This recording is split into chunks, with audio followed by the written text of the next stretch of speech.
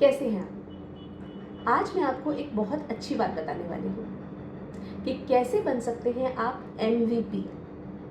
क्या होता है ये एमवीपी? एमवीपी यानी कि मोस्ट वैल्यूएबल प्लेयर।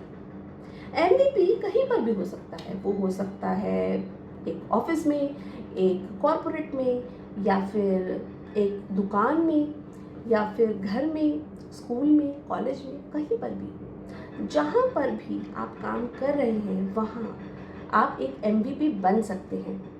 लेकिन एमवीपी यानी कि मोस्ट वैल्यूएबल प्लेयर बेसिकली होता क्या है? मोस्ट वैल्यूएबल प्लेयर वो होता है जिसे एक ऑर्गेनाइजेशन खोना नहीं चाहेगी, उसे रोक कर रखने की कोशिश करेगी। और वो बनने के लिए आपको सिर्फ 4 स्टेप्स फॉलो करने हैं। और वो 4 स्टेप्स कौन से हैं? वो है आर, सी, सी और ए। फिर से कहती हूँ, R, C and A. R यानी कि रिस्पॉन्सिबिलिटी।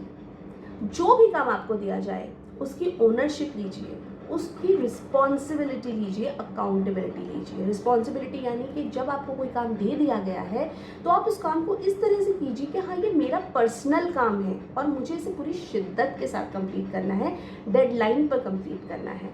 अकाउंटेबिलिटी यानी कि आप क्वेश्चनेबल हो सकते हैं अगर वो काम खत्म नहीं हुआ तो, या वो सही से नहीं किया गया तो। इसके लिए रिस्पॉन्सिबिलिटी बहुत इंपॉर्टेंट है। दूसरा है सी।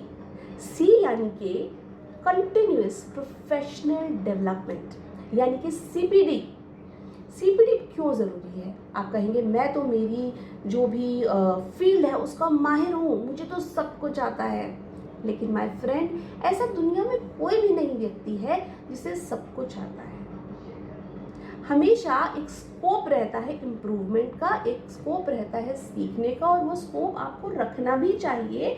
क्योंकि अगर आप अपने में इम्प्रूवमेंट नहीं करेंगे तो कोई दूसरा व्यक्ति अपने में इम्प्रूवमेंट करके आपसे आगे बढ़ जाएगा, बहुत जल्दी बढ़ जाएगा, आपको पता भी नहीं चलेगा। इसलिए कंटिन्यूअस प्रोफेशनल डेवलपमेंट बहुत ज़रूरी है। अब आप पूछेंगे कि इसके अंतर्गत आता क्या है? तो इसमें वो सभी चीज़ें आती हैं, वो सब स्किल सेट आते हैं जो कि आप जिस भी फील्ड में काम कर रहे हैं उस फील्ड में काम करने के लिए ज़रूरी है। सपोज फॉर एग्जांपल आप एक टाइपिस्ट हैं, तो आप कंप्यूटर पे टाइप करते हैं, तो आपकी जो टाइपिंग स्पीड है वो आपका एक स्किल सेट है, ठीक है। और अगर आप अपनी टाइपिंग स्पीड और ज़्यादा बढ़ाना चाहते हैं, सपोज इफ आप एआई की मदद से ये काम कर रहे हैं, तो ये आपके स्किल सेट को बढ़ावा दे रहा है और आपको हेल्प कर रहा है एक एज लेने के लिए लोगों से आगे, अपने ही कलीग से, अपने कॉम्पिटिटर्स से आगे बढ़ने में आपको हेल्प कर रहा है। तीसरी चीज़ वो भी एक सी है, RCCA मैंने आपको बताया था, ये है कोलैबोरेशन। कोलैबोरेशन का मतलब क्या होता है? मिल के काम करना, अपने टीममेट्स के साथ टीम वर्क करना। बेसिकली पुराने ज़माने में हम टीम वर्क कहते थे, अब हम कोलैबोरेशन कहते हैं। कोलैबोरेशन एक नया वर्ड है पर उसका मतलब सेम है कि आप मिलजुल के काम कर सके। देखिए, कोई भी व्यक्ति और कोई भी एम्प्लॉयर ये कभी नहीं चाहेगा कि उनके जो भी ऑर्गेनाइजेशन में the people who are working they are fighting with each other, they are having many issues. हर एम्प्लॉयर, हर HR मैनेजर ये चाहता है मैं ऐसे एम्प्लॉय को रिक्रूट कर लूँ जो कि हमारी ऑर्गेनाइजेशन की कोहेसिवनेस, उसकी जो सौहार्दता है उसको बढ़ाने में मदद करे। तो कोलैबोरेशन करके जब आप काम करते हैं तब आपका काम अच्छा होता है, और साथ के साथ आप कनेक्शंस बिल्ड करते हैं जो बहुत ज़रूरी है। कहीं पर भी आप काम करते हैं वहाँ पर कनेक्शंस बिल्ड करना क्यों ज़रूरी है? क्योंकि जब हम आगे बढ़ते हैं तो हमें कौन आगे बढ़ाता है? क्या हर बार हमें हमारी मेहनत आगे बढ़ाती है? क्या हर बार हमें हमारा लक आगे बढ़ाता है? कभी कभी हमें हमारे कनेक्शंस भी आगे बढ़ाते हैं। तो it's very important to have good connections. और गुड कनेक्शंस कब बनते हैं? जब आप लोगों के साथ में रिस्पेक्टफुली, प्रोफेशनली बात करते हैं, उनके साथ में अच्छे से बिहेव करते हैं। That is very very important, जो मैं बार बार हमेशा सिखाती हूँ सॉफ्ट स्किल्स में। और फोर्थ चीज़ जो है वो है ए, RCCA। तो ए है अडेप्टेबिलिटी इन चेंज, वेरी इंपॉर्टेंट। जब भी आपकी लाइफ में कोई चेंज आ रहा है, अच्छा वो आपकी लाइफ में, पर्सनल लाइफ में भी आ सकता है और वो आपके ऑफिस में भी आ सकता है, आपके स्कूल कॉलेज में भी आ सकता है। जैसे कि बहुत सारे चेंजेस होते हैं स्कूल कॉलेजेस में, जैसे कि सपोज आप एक टीचर से पढ़ रहे थे, वो टीचर चेंज हुए, तो ये एक चेंज है। क्या आप अडाप्ट कर पाए उस चेंज को? ठीक है, आपका बॉस चेंज हो गया या फिर कोई नए रूल्स आ गए, टाइमिंग चेंज हो गया ऑफिस का।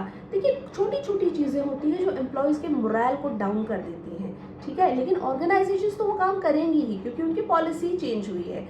लेकिन it's up to the employee कि वो कितना अडेप्टेबल है। आप जितना ज़्यादा अडेप्टेबल हो जाएंगे उतनी ही ज़्यादा ऑर्गेनाइजेशन आपको अपने पास रखने की कोशिश करेगी, यानी कि आपकी नौकरी को खतरा नहीं होगा। ये देखिए ये चीज़ हमेशा याद रखिए, I always say this and many people have, many authors have said this, that don't love your employer because your employer is not going to love you back. यानी कि आप अपने काम को कितनी भी शिद्दत से, कितनी भी अच्छी तरह से कर ले, लेकिन आपका जो एम्प्लॉयर है उसको जब आपको निकालना होगा या आपसे कोई बेहतर पर्सन आ जाएगा तो वो आपको निकाल ही देंगे, है ना, और वो आपको रिप्लेस कर ही देंगे। ये अभी हमने एक वेब सीरीज़ देखी थी घर वापसी, उसमें भी बहुत अच्छी तरह से इस चीज़ को दर्शाया गया है, बहुत अच्छी तरह से इस चीज़ को बताया गया है। लेकिन आप इस बात को समझिए फ्रेंड्स कि हम इस डर से कि हम कभी निकाल दिए जाएंगे, हम अपना काम शिद्दत से नहीं करें, that's not right. Work is worship. हम वो काम इसलिए कर रहे हैं क्योंकि हमें अच्छा भी लगता है, वो हमारा ऑक्यूपेशन है और उससे हम पैसा भी कमा रहे हैं, वो हमारी फाइनेंशियल एक स्टेबिलिटी के लिए ज़रूरी है। तो ये बहुत इम्पॉर्टेंट होता है कि हम उस काम में बने रहें। बने रहने के लिए आपको क्या फॉलो करना पड़ेगा, RCCA, और आपको बनना पड़ेगा मोस्ट वैल्यूएबल प्लेयर। तो अब आप मुझे कमेंट सेक्शन में बताइएगा कि क्या आपको लगता है कि आप मोस्ट वैल्यूएबल प्लेयर हैं, और क्या आप और टिप्स चाहते हैं इस बारे में, या आप और कुछ मुझसे कहना चाहते हैं तो ज़रूर कमेंट सेक्शंस में बताइएगा। मेरे चैनल को सब्सक्राइब कीजिएगा। हम ऐसे ही वैल्यूएबल टिप्स के साथ मिलते रहेंगे। Bye bye.